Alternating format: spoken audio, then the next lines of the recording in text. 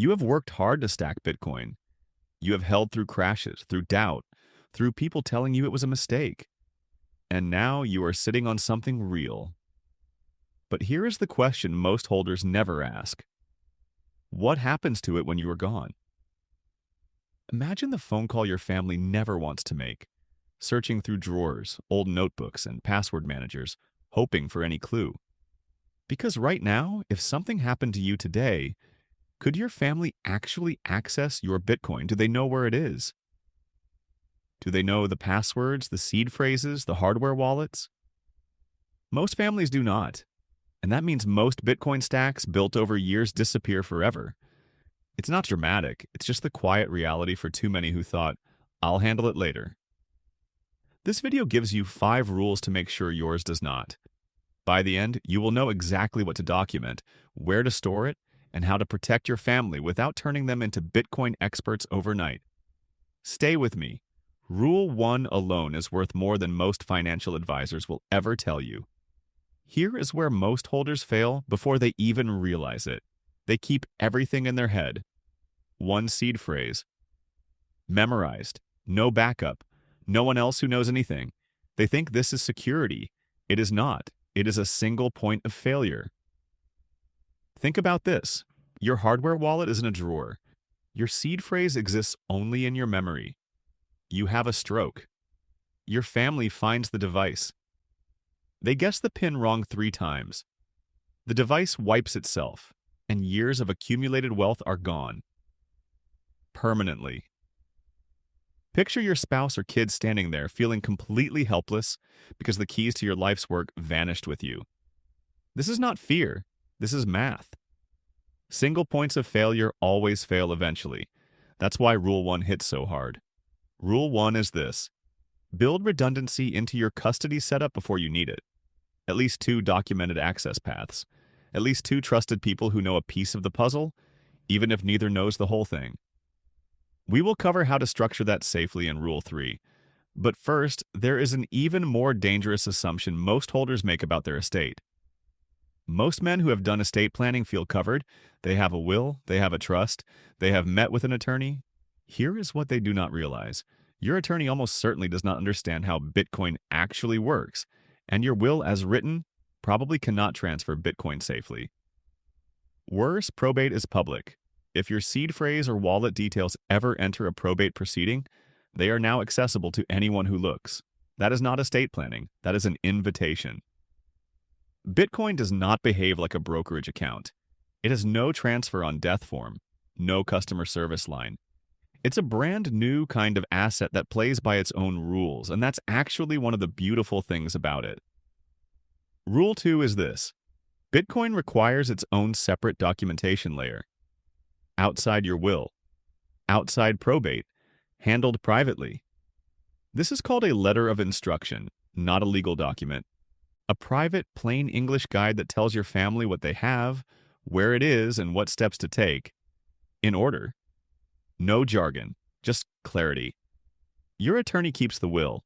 Your family keeps the letter of instruction. They never meet in the same room. Now, here is the trap with writing things down, and Rule 3 is how you avoid it.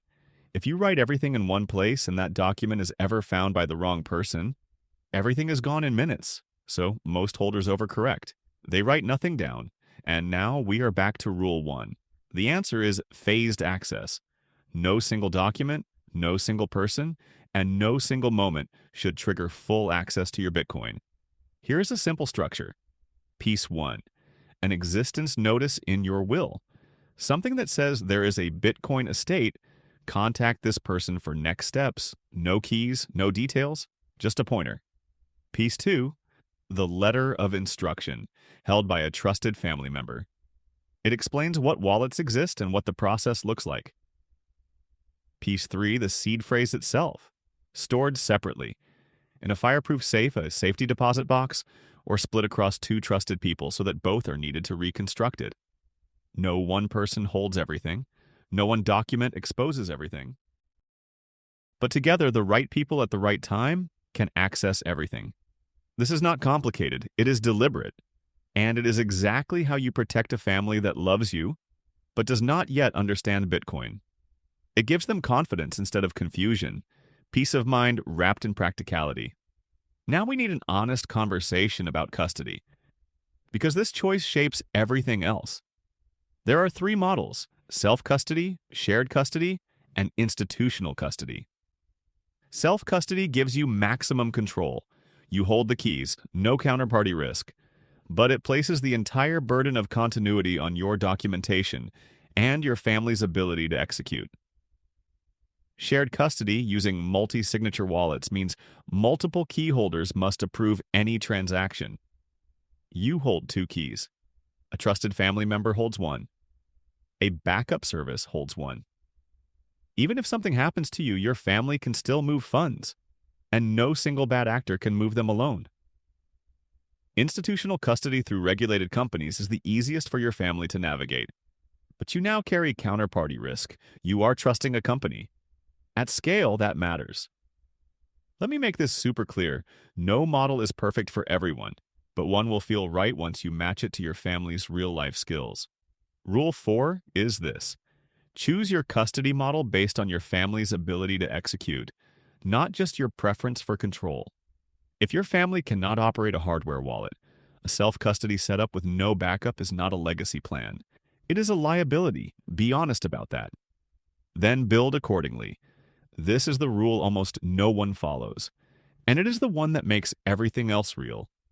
Most estate plans exist only on paper. They have never been tested, and the first time anyone tries to execute them is the worst possible moment. After a loss, under grief, under pressure, in an unfamiliar system. Rule 5 is simple. Run a fire drill. Sit down with the person who would handle your Bitcoin estate. Walk them through the process, not as a Bitcoin lesson, as a test of your documentation. Can they find the letter of instruction? Can they identify which wallets are involved?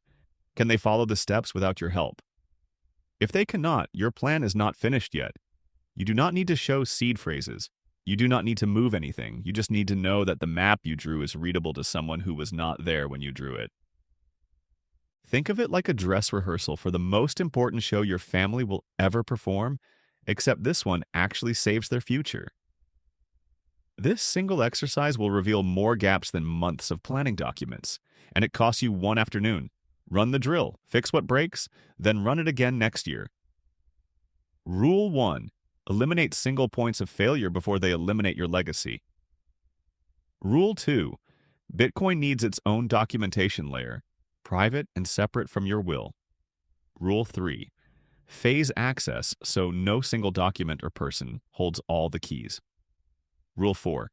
Choose your custody model based on your family's ability to execute. Rule 5. Test the plan while you are alive. Run the drill. Fix the gaps.